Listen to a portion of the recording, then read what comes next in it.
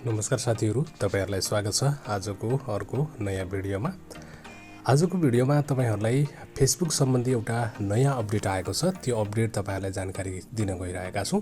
अब फेसबुकमा मोनेटाइज कसरी गर्न सकिन्छ, के क्राइटेरियाहरु पूरा गर्नुपर्छ भनेर अलिकति तपाईलाई जानकारी नभएको पनि हुन सक्छ र अहिले फेसबुक नेपालमा मोनेटाइज हुने भइसकेपछि धेरै जनालाई कति क्राइटेरिया पूरा गर्नुपर्ने हुन्छ र कसरी चाहिँ मोनेटाइज हुन्छ हाम्रो च्यानलहरु के गरिसकेपछि भन्ने अलिकति कौतुहलता हुन सक्छ र यसै सन्दर्भमा फेसबुकले एउटा नयाँ अपडेट ल्याएको छ र त्यो अपडेट के छ र कसरी अब मोनेटाइज गर्न सकिन्छ त हामीले हाम्रो फेसबुक पेजलाई अथवा फेसबुक प्रोफाइललाई हामी दिन गइरहेका छौं। यदि च्यानलमा नयाँ हुनुहुन्छ भने च्यानललाई सब्स्क्राइब गर्नु होला, भिडियो मन पर्छ भने लाइक गर्नु होला।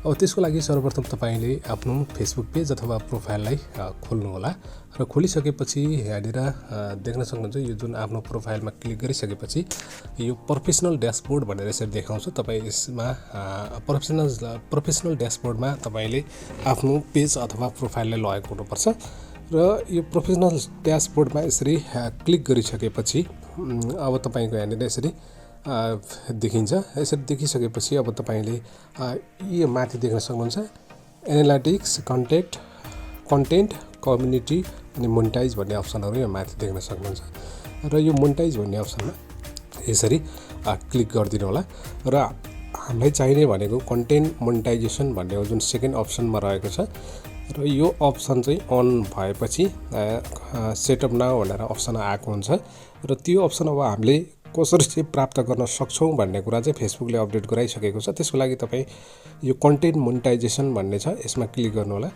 र यसमा क्लिक गरिसकेपछि यहाँ देख्न सक्नुहुन्छ वेटिङ लिस्ट क्राइटेरिया भनेर देखाएको छ।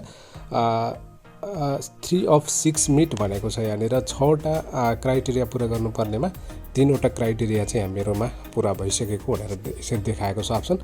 अब भित्र गएर सबै डिटेल हेर्नको लागि तपाई फेरि एकचोटी यो वेटिङ लिस्ट क्राइटेरिया भन्नेमा यसरी क्लिक गरिदिनु होला र यसरी क्लिक गरिसकेपछि यहाँ देख्न सक्नुहुन्छ be at least 18 years old भनेको छ। यो 18 वर्ष भन्दा बढी भएको हुनुपर्छ तपाईको एज भनेर देखाएको छ। त्यसैगरी reside in the eligible country भनेको छ, यसमा पनि टिक लगाइसकेको छ। यो नेपाल एलिजिबल भइसकेको छ मोनेटाइजको लागि।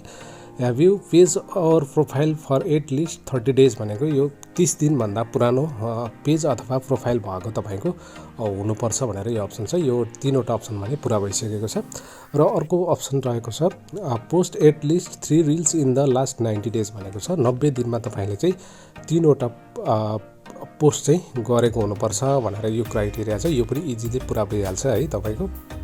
3 वटा पोस्ट भनेको एकै दिनमा पनि पूरा हुन्छ र अलिकति हार्ड भनेको तलको यो दुईटा अप्सन छ। हैव एट लिस्ट 10,000 फलोअर्स भनेको छ। तपाईको चाहिँ 10,000 फलोअर्स चाहिँ तपाईको भएको हुनुपर्छ यो क्राइटेरिया पूरा गर्नका लागि मोनेटाइजको लागि। यो 10,000 फलोअर्स चाहिँ अलिकति हार्ड हुन्छ पुर्याउनका लागि। त्यसको लागि भने आफ्नो ओरिजिनल कन्टेन्टहरु तपाईले बनाएर हालिरहनु पर्ने हुन्छ र नयाँ दर्शकहरुलाई चाहिँ तपाईले अट्र्याक्ट गरेर फलोअर्स बढाउन सक्नुहुन्छ। र अर्को भनेको get at least 1,50,000 unique viewers over the last 28 days भनेको छ। यो भनेको चाहिँ 1,50,000 युनिक भ्यू चाहिँ तपाईले 28 दिनमा चाहिँ पूरा गरेको हुनुपर्छ आफ्नो भिडियो कन्टेन्टबाट है।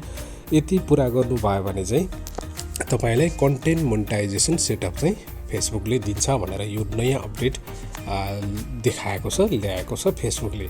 यति जुन 6 वटा क्राइटेरिया छ यो क्राइटेरियाहरु पूरा गर्नुभयो भने चाहिँ तपाईको फेसबुक चाहिँ मोनेटाइजको लागि एलिजिबल हुन्छ भनेर फेसबुकले यसरी अपडेट दिएको छ।